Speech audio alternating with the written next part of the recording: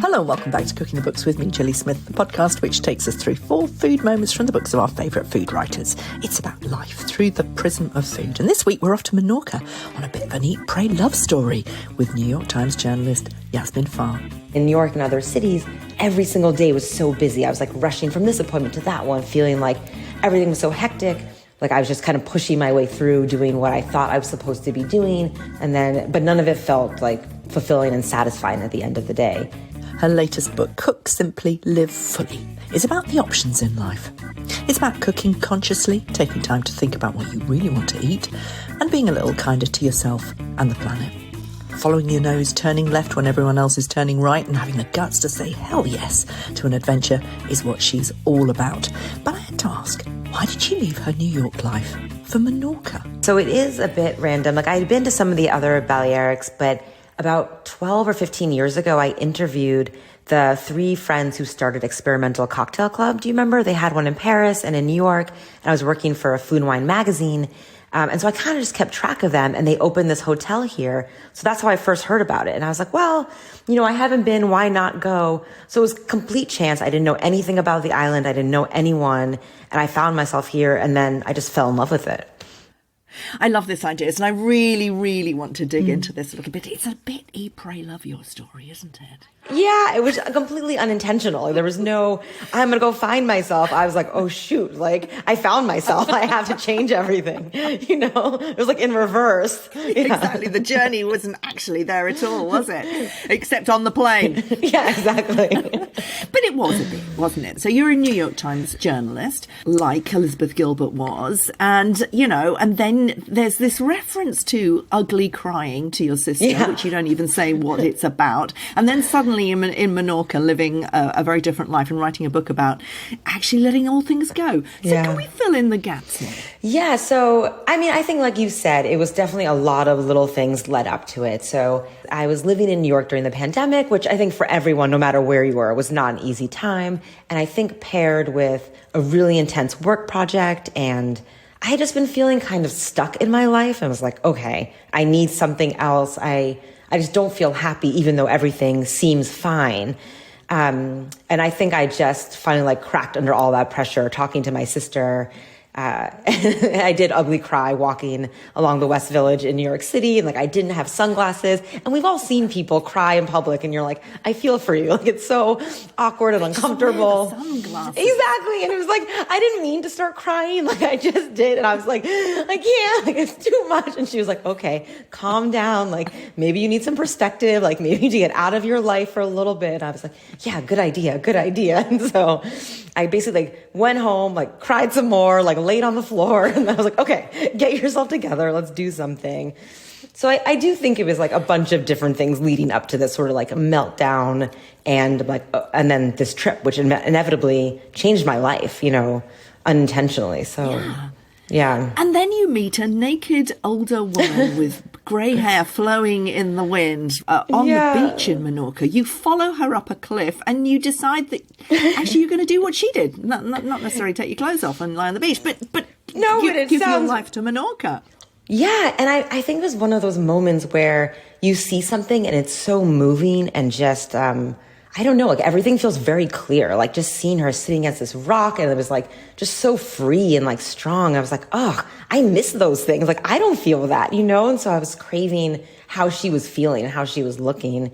And then I did. I followed her. I mean, she came down and then I went up. I wasn't so creepy. I waited a few minutes and then I went and I had this moment of okay, I know what I have to do. And I didn't know how I was going to do it. I had no idea how I was going to make this change, but it was very clear that I had to. And have you seen her again, or was she one of those sort of angel moments? No, she's always there. Oh, damn. I was going to say, was she ever there in the first place? I know. It would have been cool. No, she's there, and I think she has a naked boyfriend, and they're so sweet. They just lay together, and we wave, and she has no idea how much she's changed my life. It's kind of, I'm almost embarrassed to tell her. I think it's too late at this point. I don't know. No, you should. You must, and show her the book. Yeah, I was like, this is you. She's like, all right, you're the crazy one. You go away.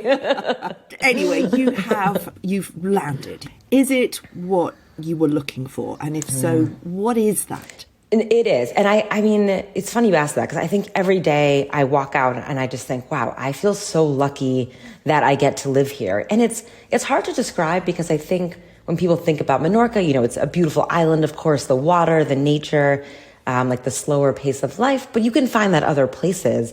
I just think for some reason, it feels like home to me. I don't know how to describe it other than that. Like, it just feels right. And I feel my happiest here, which sounds a little like trite in a way, but it's just, I don't know. There's something about it that just feels right. And there's still problems with life. Like, it's not like I've moved and everything is like perfect and it's a fairy tale, but I feel like I'm where I'm supposed to be in a way. And I think I haven't really ever felt that before. And I've lived in a bunch of different places. I've been very lucky and to have traveled a lot, but for some reason, this feels like where my heart belongs, as cheesy as that sounds, you know? Well, it's interesting. I've only ever been to Menorca once. I went when the kids were tiny and, you know, we kind of looked around it and it was pretty empty. And there's a lovely phrase that you use, busy but empty feeling. Yes. You had this busy but empty feeling in your previous life in New York and Miami and LA and everywhere else you lived. And actually, I wonder if it's the physicality, the geography of Menorca, which is very rocky, volcanic, empty. Yeah. That kind of gives you that literal space to figure out the rest of your life. Definitely. And I think it's also just the quiet, and I can feel quiet when I'm here. And I think they've done a really good job preserving the nature and the wild environment of the island. So I think, like you said, you can have these immersions in nature where it's just so quiet and so peaceful that I feel like I have room to think. And like you were saying, in New York and other cities, every single day was so busy. I was like rushing from this appointment to that one, feeling like everything was so hectic, but none of it felt fulfilling. It all felt very like I was just kind of pushing my way through, doing what I thought I was supposed to be doing through routines. But none of it felt like fulfilling and satisfying at the end of the day. And here, I do feel really satisfied. Like I'm still working a lot, and I'm very lucky to be working a lot and doing things, but at the end of the day, I'm like, oh, that was wonderful. And those like quiet moments, even an hour just in nature, watching the water, hiking, it's restorative, I think. I think that, I mean, you know, COVID, I think, had a massive impact on the way that we all see ourselves and the way that we work. We know that it has massively changed the workplace with the hybridity around the hybrid work environment.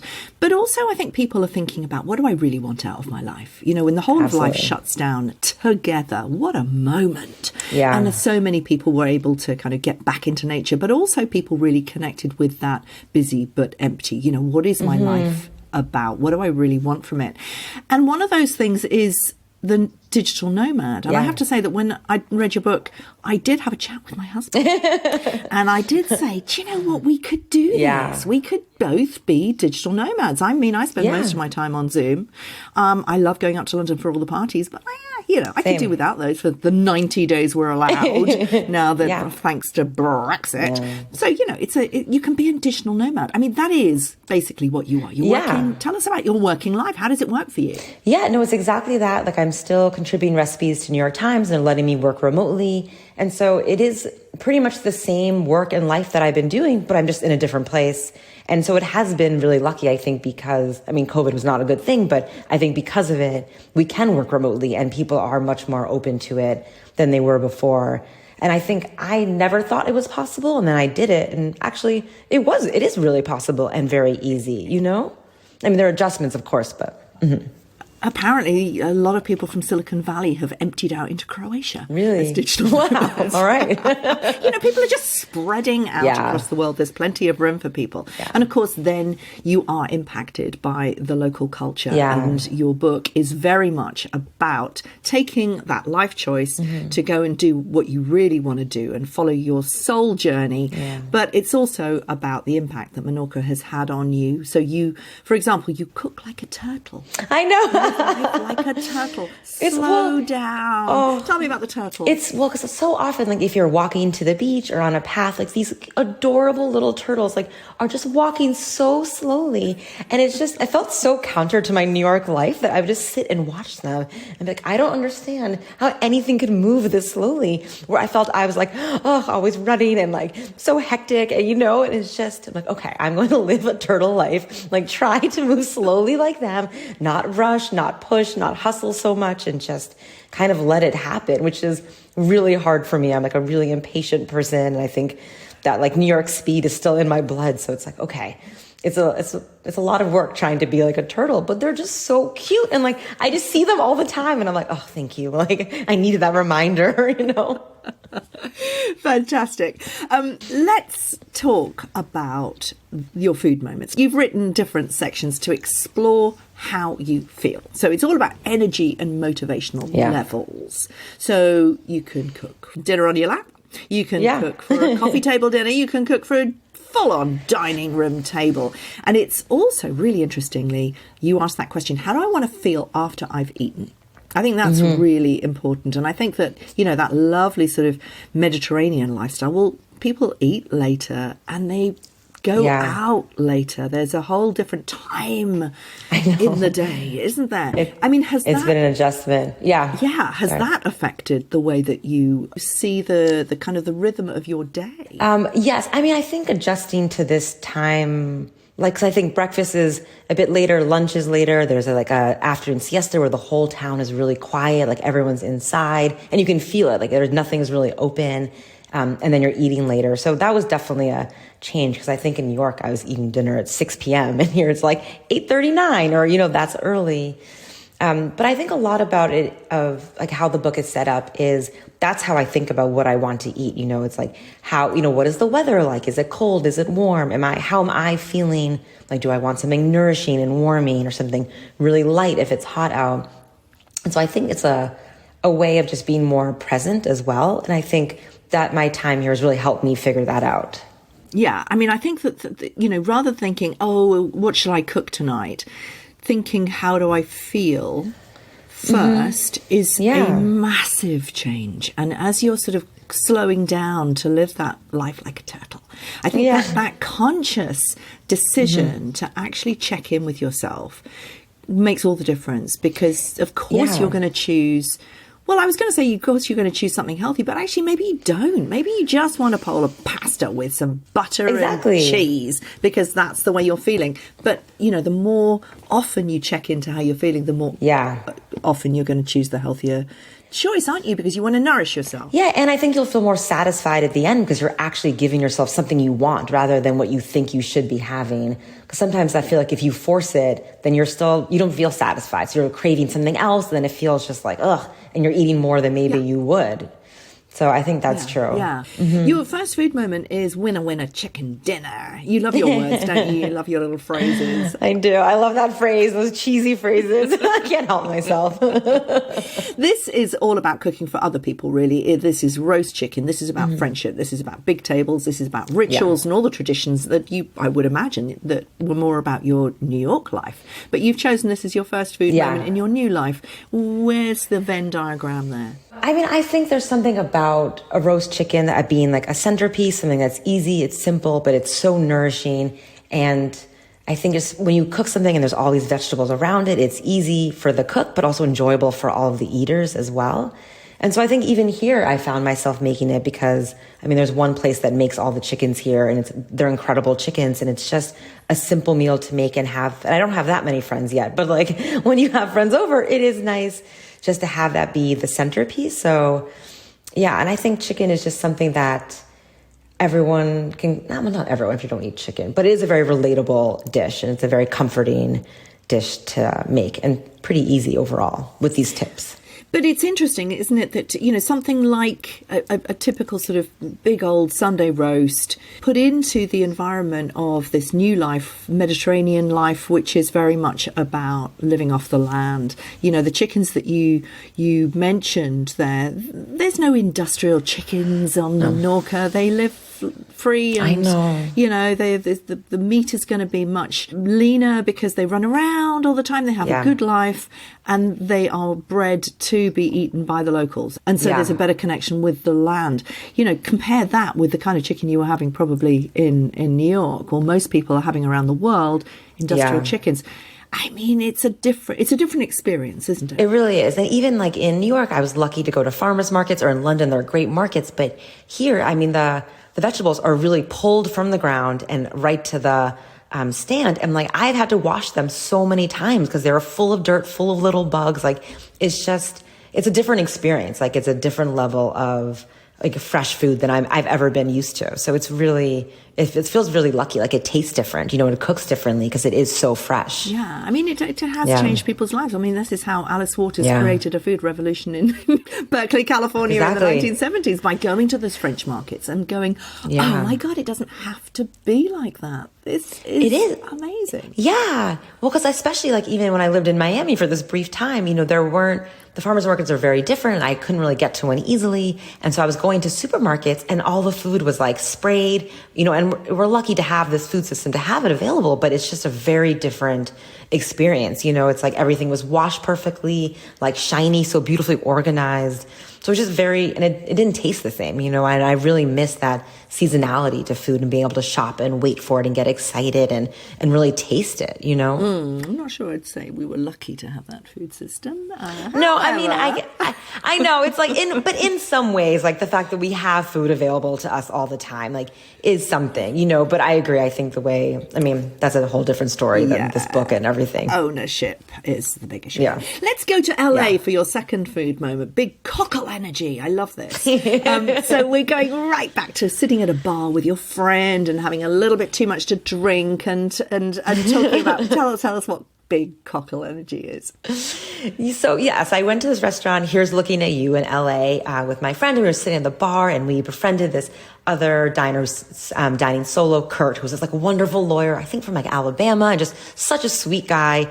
And we had these cockles with like sausage, and it was like a ramen broth, and it was so delicious. I mean, we'd had a few drinks already at this point, so we're like, Kurt, you have to try some. So he tried some, and then we had the person next to us trying them. And then at a certain moment, we just started calling things, oh, that has big cockle energy, you know?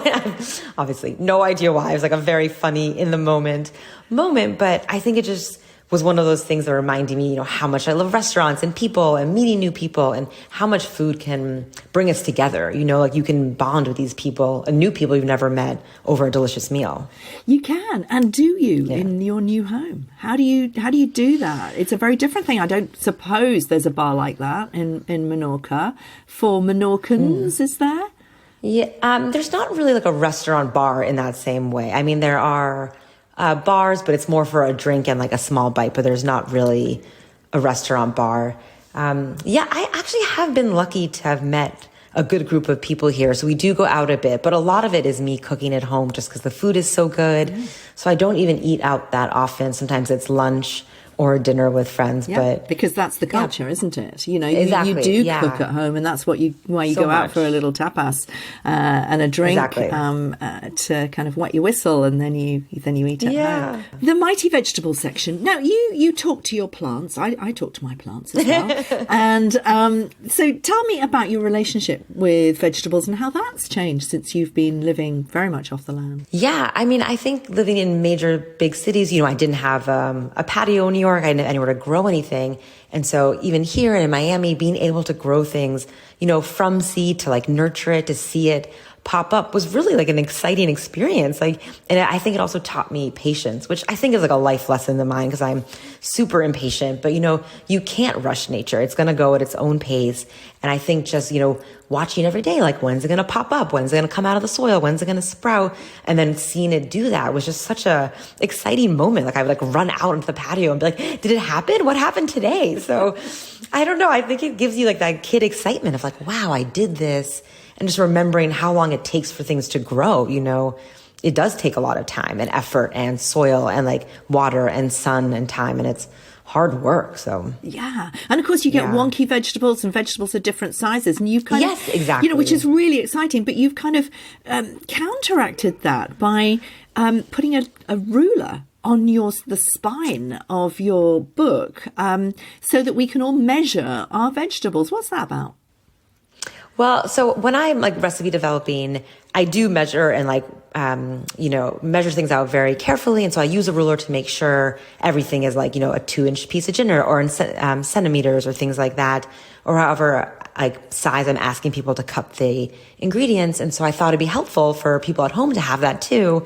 And so I have this magenta ruler that I bought in New York City, maybe like 10 years ago. And I still have it with me today in Menorca, that I still use it. And so that's on the spine of the book and inside. And I think it's just a reference, because I think you can cut your vegetables however size you want, and they can be wonky in different sizes, but it's just good to know as it affects the cooking time. So that was really the idea, to have that little bit of help for cooks. So it is a very practical book. I mean, you've got a really interesting chart about seasoning ideas. You've even got wine pairings for different flavors. Yeah. Really useful. I mean, in one sense, it is a book about mood, and it's about claiming your mood and saying, okay, how do I want to feed myself today? So it's about checking in and making, the kind of basic life decisions that will make your daily life a more fulfilling experience.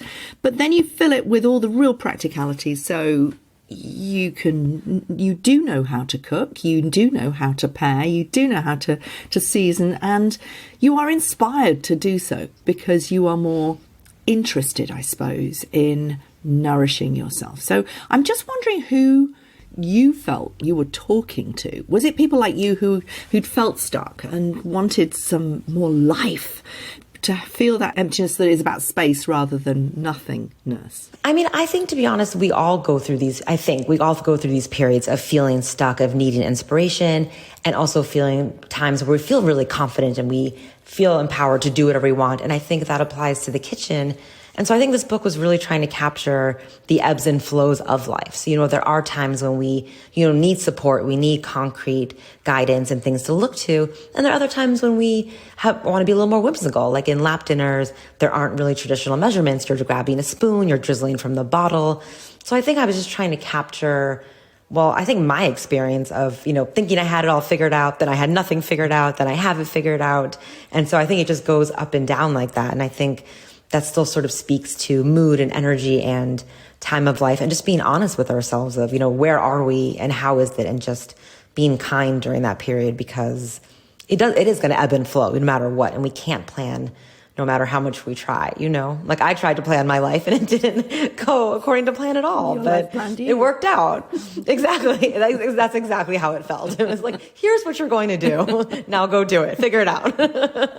So why does your final food moment, the sheet pan asparagus with tomatoes, eggs and feta, embody the essence of the book, as you've said in your notes to me? I think because it's so simple, it's very satisfying, and it's full of bright flavors and seasonality, because I always make that in the spring. And I think the idea of cooking simply, it is obviously like cooking simple dishes, but then when you go back to the title, it's also living fully so we can be present in our lives. So cooking something that's nourishing, satisfying, colorful, bright, and also right for us in that moment, I think is really helpful for us to, live the life that we want to, which I know sounds a bit cheesy and preachy, but I don't know. I think that is the way I cook and the way I want to live my life, is to do things as simply and uncomplicated as possible, but to do the things that I love. So I think that's sort of the idea of the book, is to do it this way.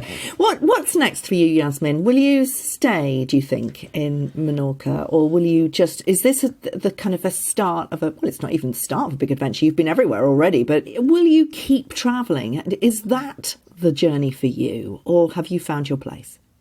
I honestly have no idea. I wish, I could say, yes, I think this is my place forever, and I hope, but if you told me 3 years ago I'd be living here, I would have been like, that is crazy. What? So really, I have no idea. I mean, I don't know. It's I think I'm going to see where I guess I'm led and what calls me, which I know sounds a bit open-ended, but I think that's sort of how I've led my life, is when I have these sort of flares of passion or things that excite me, I follow through with them and try to, chase them down. So I guess that's what I did when I came here So I think I'm going to keep trying to do that. But for now, I feel really happy. I don't feel the need to travel and go somewhere. And I always had that itch before, that kind of like, okay, what else can I see? What can I do? And right now, I actually feel really good feeling settled, which is new. It's that turtle energy.